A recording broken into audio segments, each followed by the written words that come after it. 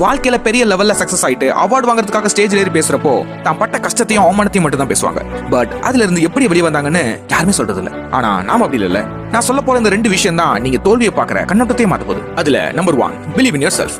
வாழ்க்கையில எதுவுமே எனக்கு நடக்காது, நான் பண்றது எல்லாம் தோல்விதான் புலம்புறவங்க முதல்ல செய்ய வேண்டிய விஷயம் உங்களை நீங்க நம்புறது.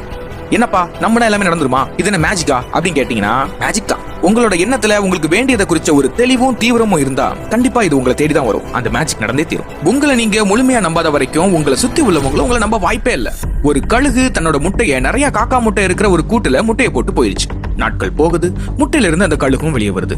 காக்கா கூட்டத்துக்கு நடுவுல அந்த கழுகும் வளருது. ஒரு நாள் காக்கா கூட்டத்தோட பறந்துட்டு இருந்த அந்த கழுகு ஒரு கேள்வி கேட்டுச்சான் பக்கத்துல இருக்கிற காக்கா கிட்ட. அங்க பாரு, தூரத்துல ஒரு பறவை எவ்வளவு உயரத்துல பறக்குதுல, எப்படி அது மட்டும் இவ்வளவு உயரத்துல பறக்குது அப்படின்னு. அதுக்கு காக்கா, அந்த பறவைகள்லாம் கழுகு இனம், அவங்க மட்டும் தான் உயரத்துல பறக்க முடியும், நம்மளால முடியாது, அதை பார்த்து நீ எதுவும் ஆசைப்பட்டுக்காதுன்னு சொல்லிச்சான். இதை கேட்டுட்டு கழுகும் காக்கா கூட்டத்தோட சேர்ந்து அமைதியா பறந்து போச்சான். பாவம், அந்த கழுகுக்கு தெரியாது தான் யாருன்னு. இந்த மாதிரி தான் நம்ம லைஃப்ல நம்ம யாருன்னே தெரியாம நம்மளை பத்தி மத்தவங்க கிட்ட ரிவ்யூ கேட்டுட்டு இருப்போம். கேட்டது மட்டும் இல்லாம அவங்க சொன்னது உண்மை நம்புவோம். நம்ம ஆள் மனசுக்கு ஒரு பவர் இருக்குது, அது கிட்ட நம்ம என்ன சொல்றோமோ அதுதான் நடக்கும். வாழ்க்கையில எனக்கு எல்லாம் நெகட்டிவா தான் நடக்குது, எனக்கு எல்லாமே தோல்விதான்னு சொல்றீங்கல்ல, நல்லா யோசிச்சு உங்க மனசு கிட்ட கேளுங்க. நீங்க உண்மையிலேயே ஜெயிச்சிரோன்னு சொன்னீங்களா இல்ல தோத்துறோம்னு சொன்னீங்களா? நான் கூட முன்னாடி என் வாழ்க்கையில ஏதாவது நல்லதா நடந்தா நமக்கு எப்படி இப்படிலாம் நடக்கும், நமக்கு இப்படி நடக்க வாய்ப்பே இல்லைன்னு தான் சொல்லுவேன். ஏன்னா நான் தோல்விதான் அடைவேன்னு எனக்கு நம்பிக்கை. நீங்க எடுக்க போற முயற்சிக்கு முன்னாடி உங்களை நீங்க முழுமையா நம்பணும். கண்டிப்பா நீங்க ஜெயிப்பீங்கன்னு உங்க ஆள் மனசு கிட்ட சொல்லுங்க. எல்லா தோல்வியும் வெற்றியா மாறும். தூக்கி எரிஞ்சிட்டு போயிட்டே இருங்க. Number 2, learn from failures.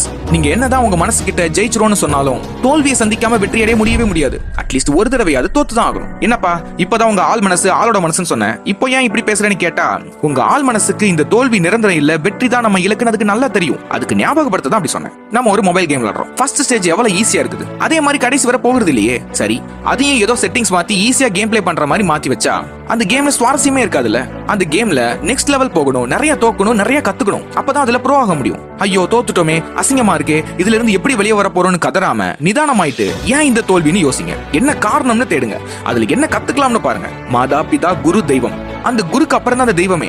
உங்களோட குரு உங்க தோல்வியா தான் இருக்கணும். தோல்வி மாதிரி சிறந்த ஆசாங்க எதுவுமே இல்ல. அந்த கழுகு கதைக்கு வருவோம். அந்த காக்கா கூட்டத்தோட வளர்ந்த கழுகு சில மாதங்களுக்கு பிறகு காக்கா கூட்டத்தோட வானத்துல பறந்துட்டு இருந்துச்சான். அப்போ பெரிய இடி முழக்கத்தோட மழை பெய்ய ஆரம்பிச்சது. மழை பெய்யறத பார்த்த காக்கா எல்லாம் பாதுகாப்பான இடத்துக்கு போகணும்னு சொல்லுச்சு. ஆனா அந்த கழுகு மட்டும் நான் மேல பறக்கணும்னு தனக்குள்ளே சொல்லிட்டு இருந்துச்சு, என்னைக்கும் இல்லாம. அப்போ பக்கத்துல இருந்த காக்கா, என்ன வளர்ற, நம்ம சீக்கிரம் நம்மளோட இடத்துக்கு போகணும், உன் வாயை மூடுன்னு சொன்னதும் அந்த கழுகு தன்னோட ரெக்கையை அடிச்சு மேல பறக்க ஆரம்பிச்சுதான். இவன் சொல்றதெல்லாம் கேட்க மாட்டேன், என்னால மேகத்துக்கு மேலே பறக்க முடியும்னு சொல்லிட்டு போயிட்டு இருக்கும்போது திடீர்னு ஒரு இடி பெருசா மரத்துல விழுந்து அந்த சத்தமும் வெளிச்சமும் தாங்க முடியாம நில குழஞ்சு ஒரு மரத்துல தொப்புன்னு விழுந்துச்சான் அந்த கழுகு. அதை பார்த்த காக்கா கூட்டம் சிரிச்சு கிண்டல் பண்ணிச்சான். ஆனா அந்த கழுகு